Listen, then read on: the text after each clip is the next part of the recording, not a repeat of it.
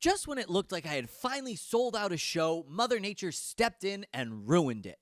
To catch you up, this is the story of my first ever comedy tour, where things kept going hilariously wrong, and Munich was the snowy icing on the cake. I woke up the morning I would leave for Munich to a winter wonderland, still riding the high from the show in Innsbruck the night before, totally unaware that the winter splendor would cause so much havoc. I went for a walk in the snow around Innsbruck and then collected my things and went to catch the bus to Munich. When I arrived, it looked like the perfect German Christmas card, and as an American, I had no idea that this amount of snow was even out of the norm. That was until I stepped off the bus at the central train station, and I saw the absolute chaos the storm had created. I arrived at my hostel, back in a warm, smelly dormitory, the luxury of Innsbruck, a fading memory.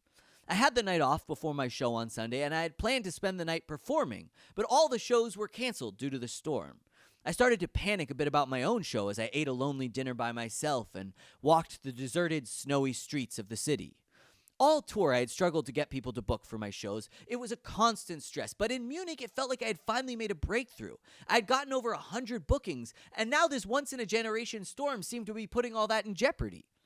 I ended my night retreating to my hostel top bunk bed and sleeping at a height that felt inappropriate for the age of my bladder. I woke up the morning of the show no longer enamored by the snow and now resentful of it. I talked to the venue, who assured me that the show could still happen, so I emailed the attendees to say the show must go on. I spent the day walking around, working, and eating some Thai food before arriving at the venue, where the owner and staff treated me so well I just immediately felt comfortable. That being said, I could also see that the room was giant, and if the turnout wasn't good, I knew I might struggle. I checked everyone in, and in the end, about 50 of the 100 reservations turned up, which made it feel a bit empty.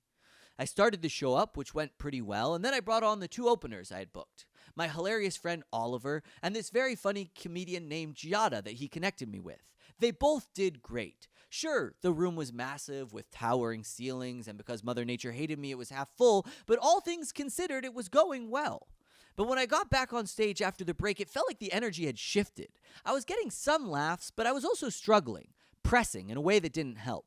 The thing I've learned since then is if the energy is suffering, you don't have to do the entire show. For example, if they aren't with you, skip the bit about your mom having cancer. That tends to bum people out.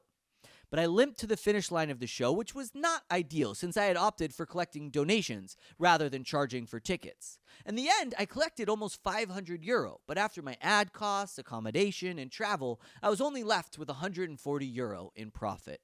I walked home through the cold snow, sipping a beer and dreading the snowy travel day ahead. Like and follow for the next stop on the tour, Berlin, the homecoming show where things really went wrong.